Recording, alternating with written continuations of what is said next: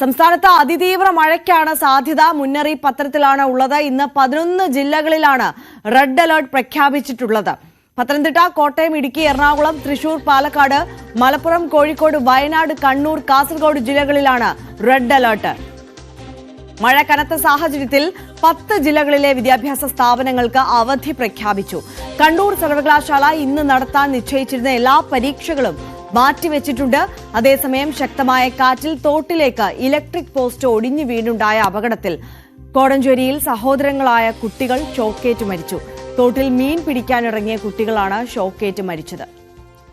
ഇവരുടെ ബന്ധുവിന്റെ ഒരു പ്രതികരണം നമുക്ക് ലഭ്യമായിട്ടുണ്ട്. അതിലേക്ക് നമുക്ക് വരാം. അതിന് മുന്നോടിയായി ഇതോടെ സംസ്ഥാനത്ത് മഴക്കെടുതിയിൽ മരിച്ചവരുടെ എണ്ണം 7 ആയിട്ടുണ്ട് എന്നുള്ളതാണ് കണക്കുകൾ സൂചിപ്പിക്കുന്നത്. അപ്പോൾ കേരളത്തിലെ എല്ലാ മേഖലകളിൽ നിന്നും നമുക്കൊപ്പം ഞങ്ങളുടെ പ്രതിനിധികൾ ചേരുകയാണ്. കൂടുതൽ വിശദാംശങ്ങളുമായി തിരുവനന്തപുരത്ത് നിന്ന് ഡാൻ കുര്യൻ, അരുൺ മോഹൻ, കൊച്ചിയിൽ നിന്ന് ഡാനി പോൾ, കൊല്ലത്ത് നിന്ന് വിനീഷ്, പത്തനംതിട്ടയിൽ നിന്ന് ശശിനാരായണൻ, കോഴിക്കോട് നിന്ന് MS അനീഷ് കുമാർ, കാസർഗോഡ് നിന്ന് KV ബൈജു എന്നിവർ ചേരും. നമുക്ക് ആദ്യം കോഴിക്കോടേക്ക് പോകണം. അതിനു മുമ്പ് ഈ ഷോക്കേറ്റ് 2 കുട്ടികൾ മരിച്ച വാർത്ത പ്രേക്ഷകരോട് പങ്കുവെച്ചല്ലോ. അവരുടെ ബന്ധുവിന്റെ പ്രതികരണം നമുക്ക് ലഭ്യമായിട്ടുണ്ട്. അതിലേക്ക് ആദ്യം. ഞാൻ പോയപ്പോഴേ തെന്നി വീണ് മറ്റേ ലൈൻ കമ്പി കുട്ടി മരത്തയിലേക്ക് വീണ് മരിച്ചതാണ്. ഒരു 4:30 മണിയായി കാണും. സ്ഥിരമായിട്ട് കുളിക്കാൻ പോകുന്ന സ്ഥലം. മറ്റു കുട്ടികളൊന്നും സമയത്തില്ലായിരുന്നു. ഈ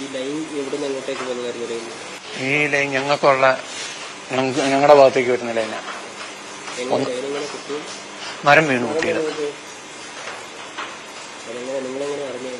ഞങ്ങളുടെ വീടിന്റെ അടുത്തുള്ള ഒരു കൊച്ചു ഓടി വന്ന് പറഞ്ഞ അങ്ങനെ 2 പേര് ഞങ്ങളുടെ അനിയൻ വെള്ളത്തിൽ കിടപ്പുണ്ടെന്ന് പറഞ്ഞിട്ട് അങ്ങനെ ഓടിച്ചെന്നാണ് നേരെ ഇവർ 2 പേര് മരിച്ചെടുക്കുക. എർത്തുണ്ടായിരുന്നു. ഞങ്ങൾ പീസ് പോയി ഊരി, മെയിൻ പീസ്.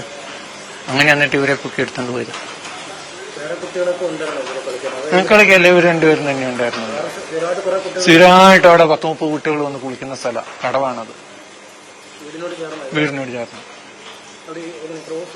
ക്രോസ് ചെയ്തു. MS അനീഷ് കുമാർ ഉണ്ട് നമുക്കൊപ്പം. മനീഷ, അതിതീവ്ര മഴയാണ് കോഴിക്കോട്. മഴക്കെടുതി രൂക്ഷമാണ്. അതിനിടയിലാണ് വളരെ ദുഃഖകരമായ ഈ വാർത്ത കൂടി നമ്മളെ തേടിയെത്തിയത്. 2 കുട്ടികളാണ് ഷോക്കേറ്റ് മരിച്ചത്. എന്താണ് കോഴിക്കോടിന്റെ പൊതുവിലെ ഒരു സാഹചര്യം?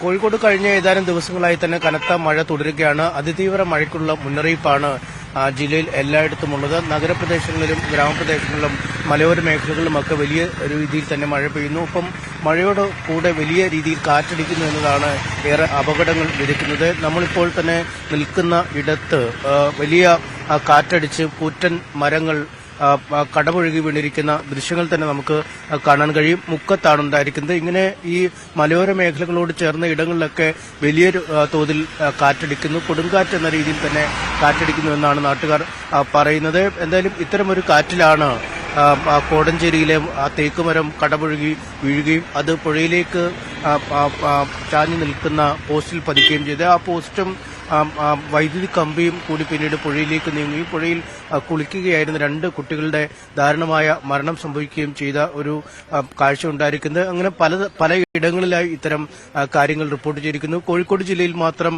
2 ദിവസത്തിനുള്ളിൽ ഇത്തരത്തിൽ കാലവർഷക്കെടുതിയിലുണ്ടായ മരണം 4 മാറിയിരിക്കുന്നു. ഇന്നലെയാണ് വടകര ഭാഗത്ത് ബൈക്ക് യാത്രികനായ ആളുടെ മീതെ തെങ്ങ് വീണ് അദ്ദേഹത്തിന് മരണമുണ്ടായത്. തൊട്ട് തലേ ദിവസമാണ് കിണറിടിഞ്ഞു വീണ ഒരാൾ മരിച്ചത്. അങ്ങനെ 2 ദിവസത്തിനുള്ളിൽ തന്നെ 4 പേരുടെ മരണം ഉണ്ടായിരിക്കുന്നു. ഒരുപാട് ഇടങ്ങളിൽ വീടുകളും മറ്റുമൊക്കെ വലിയ കാറ്റിൽ മരങ്ങൾ വീണ് തകർന്നിരിക്കുന്ന ഒരു സാഹചര്യമുണ്ട്. ഇന്നിപ്പോൾ രാവിലെ വടകരയിൽ മടപ്പള്ളി ഭാഗത്ത് റെയിൽവേ ട്രാക്കിൽ തെങ്ങ് വീണിരുന്നു. ഈ തെങ്ങ് വീണതിനെ തുടർന്ന് റെയിൽവേ ഗതാഗതം ഏതാണ്ട് താറുമാറായ അവസ്ഥയിലേക്ക് കാര്യങ്ങൾ നീങ്ങുന്നു. 1.5 മണിക്കൂറിനടുത്ത് വൈകിയാണ് ഇപ്പോൾ പല ട്രെയിനുകളും ഓടിക്കൊണ്ടിരിക്കുന്നത്. ഈ തെങ്ങ് വീണതിനെ തുടർന്ന് തിക്കൊടി, കോഴിക്കോട്, കൊയിലാണ്ടി സ്റ്റേഷനുകളിലായി ട്രെയിനുകൾ പിടിച്ചിട്ടിരിക്കുകയായിരുന്നു. പരശുരാം എക്സ്പ്രസ്, നേത്രാവതി എക്സ്പ്രസ്, മംഗള എക്സ്പ്രസ്, ഷൊർണൂർ, കോഴിക്കോട് പാസഞ്ചർ തുടങ്ങിയ നിരവധി ട്രെയിനുകൾ 1.5 മണിക്കൂറോളം വൈകി ഓടുന്നുവെന്നാണ് നമുക്ക് റെയിൽവേയിൽ നിന്നും അറിയാൻ കഴിയുന്നത്. ഒപ്പം